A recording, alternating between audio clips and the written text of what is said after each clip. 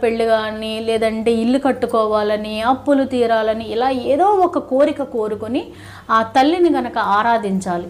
ఎలా ఆరాధించాలి అంటే, ఒకరోజు ఒక మంచి రోజు చూసుకోండి. మంచి రోజు చూసుకుని మీ చేతిలోకి ఒక చిల్లరి నాణాలు, అంటే 5 రూపాయలు కావచ్చు, లేదంటే మీ ఇష్టం 10 రూపాయలు కాయిన్స్, నేను చెప్పేది కాయిన్స్ తీసుకోవాలి.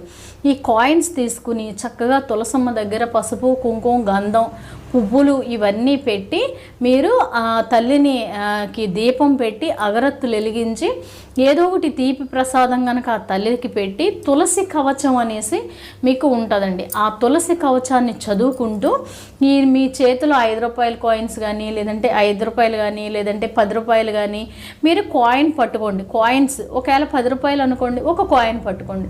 5 రూపాయలు అనుకోండి, ఒక కాయిన్ పట్టుకోండి. ఇలా పట్టుకుని మీరు ఏం చేస్తారు అంటే, పూజించిన తర్వాత తులసమ్మ